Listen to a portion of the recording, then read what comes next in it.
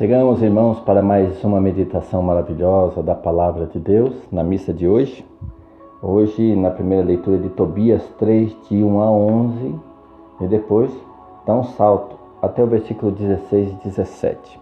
Mas eu vou te convidar, você que tem a Bíblia Ave Maria, a ler também os versículos 24 e 25, que é como encerra aqui na liturgia essa palavra. Eu não sei por que está 16 e 17, quando na verdade os versículos que aparecem são o 24 e o 25.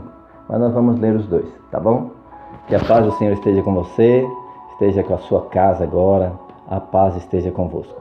Então vamos já à primeira leitura? Primeira leitura, Tobias 3, de 1 a 11, depois 16 e 17, e para encerrar então, 24 e 25.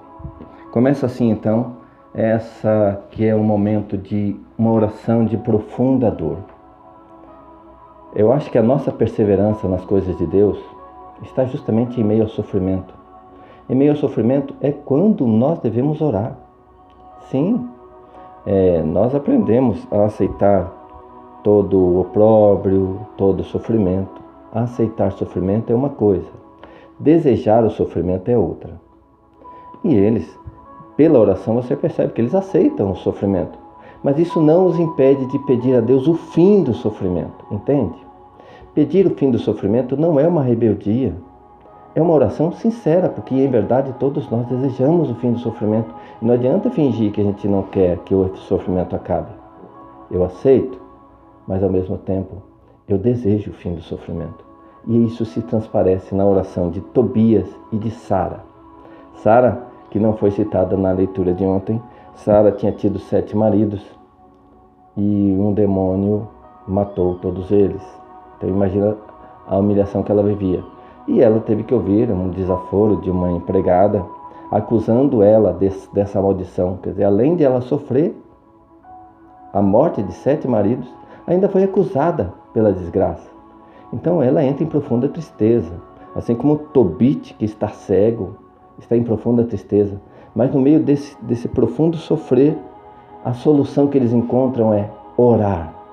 E orar, gente, muda a história. Vamos ler então essa primeira parte e amanhã nós vamos ver como Deus ouviu a oração deles. Vamos primeiro hoje ouvir a oração que eles fizeram. Primeira leitura, Tobias 3, de 1 a 11, 16 a 17. Tobit, que é o pai de Tobias. Tobit então, suspirando em meio às suas lágrimas, pôs-se a orar. Sublinha isso, pôs-se a orar. Porque a oração muda a história. Versículo 2. Olha a oração dele. Vós sois justos, Senhor. Vossos juízos são cheios de equidade, e vossa conduta é toda misericórdia, verdade e justiça. Então ele começa louvando a Deus, em meio ao sofrimento. Mas daí ele começa a pedir. Versículo 3. Lembrai-vos de mim, Senhor. Como quem diz, olha para mim, Senhor, olha a situação que eu cheguei aqui hoje. Lembrai-vos de mim, Senhor, não me castigueis por meus pecados. Olha, ele reconhece que talvez ele esteja sofrendo por causa dos pecados. Mas ele pede, não me castigueis por causa dos meus pecados, e não guardeis a memória de minhas ofensas, nem de meus antepassados. Se somos entregues à pilhagem, ao cativeiro e à morte, e se nos temos tornado objeto de mofa e de riso para os pagãos entre os quais nos dispersastes, é porque não obedecemos às vossas leis. Então ele assume para si a culpa de todo o sofrimento. Mas aí no versículo 5 ele diz, agora os vossos castigos são grandes, porque não procedemos segundo os vossos preceitos e temos sido leais para convosco. Aí ele pede, tratai-me, pois, ó Senhor, como vos aprouver, mas recebei a minha alma em paz, porque me é melhor morrer do que viver. Que dor nessas palavras, irmãos. Senhor, trate-me como você quiser, mas recebei a minha alma em paz, porque me é melhor morrer do que viver. Esta foi a oração dolorosa de Tobit, pai de Tobias. E nisso, inicia a história da Sara. Versículo 7. Aconteceu que precisamente naquele dia, Sara, filha de Raquel, em Ecbatana, na Média, teve também de suportar ultrajes de uma serva de seu pai. Ela tinha sido dada sucessivamente a 7 maridos. Mas logo que eles se aproximavam dela, um demônio chamado Asmodeu os matava. Tendo Sara repreendido a jovem criada por alguma falta, esta respondeu-lhe: não vejamos jamais filho nem filha nascido de ti sobre a terra. Lançou uma praga, uma maldição, que você nunca tenha filhos. Foste tu que assassinastes teus maridos. Queres porventura matar-me como mataste todos os 7? Ouvindo isso, Sara subiu ao seu quarto e lá ficou 3 dias completos, sem comer nem beber. Profunda tristeza. Hoje nós classificamos depressão. Ela ficou deprimida. 3 dias sem comer nem beber. Mas, orando, versículo 11. E orando com fervor, ela suplicava a Deus, chorando, que a livrasse dessa humilhação. Ela pede essa libertação. Versículo 16 e 17. A oração dela diz assim: vós sabeis que eu nunca desejei homem algum, e que guardei minha alma pura de todo o mau desejo. Nunca frequentei lugares de prazer, nem tive comércio com pessoas levianas. Agora vamos dar um salto ao 24. Diz assim: essas 2 orações, de Tobit e de Sara, foram ouvidas ao mesmo tempo, diante da glória de Deus Altíssimo. E olha a resposta. E um santo anjo do Senhor, Rafael, arcanjo, foi enviado para curar Tobit e Sara, cujas preces tinham sido simultaneamente dirigidas ao Senhor. Palavra do Senhor. Graças a Deus. Irmãos, perseverar na fé é, ao mesmo tempo, perseverar na oração. É quando eu estou no vazio, é que eu devo orar. É quando eu estou na dor, é que eu devo orar. Eles oraram na dor, no sofrimento, na cegueira, na esterilidade. E o arcanjo Rafael, o anjo da cura, não é? Foi enviado, isso é bíblico, para curar Tobit e Sara. Aleluia. Que você possa orar em meio ao sofrimento, em meio à solidão. Com certeza, a tua oração chega lá na glória de Deus. E Ele enviará os seus anjos para te abençoar e curar. Vamos ao Salmo de hoje, senão o nosso vídeo prolonga demais. Aqui, Salmo 24. É uma oração o Salmo, né? A vós, Senhor, elevo a minha alma. Senhor meu Deus, a vós elevo a minha alma. Em vós confio, que eu não seja envergonhado, nem triunfem sobre mim os inimigos. Não se envergonha quem em vós põe a esperança, mas sim quem nega por um nada a sua fé. Mostrai-me, ó Senhor, vossos caminhos. Fazei-me conhecer a vossa estrada. Vossa verdade me oriente e me conduza, porque sois o Deus da minha salvação. Em vós espero, ó Senhor, todos os dias.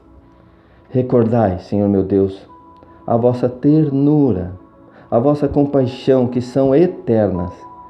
De mim lembrai-vos, porque sois misericórdia e sois bondade sem limites, ó Senhor. Olha como lembra a oração de Tobit e Sara. De mim lembrai-vos. Olha para mim, Senhor. O Senhor é piedade e retidão, e reconduz ao bom caminho os pecadores.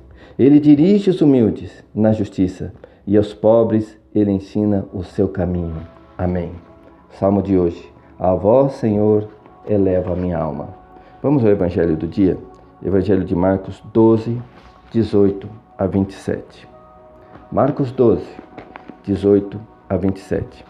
Agora, os saduceus vão confrontar Jesus. Os saduceus são judeus, mas eles não acreditam na ressurreição, portanto, na vida eterna, que é tema das pregações querigmáticas de Jesus. Então, os saduceus vão fazer uma armadilha com Jesus, porque, segundo a lei, quando alguém fica viúvo, o irmão mais próximo assume a viúva. E aí eles fazem uma armadilha para negar a ressurreição. e a vida eterna.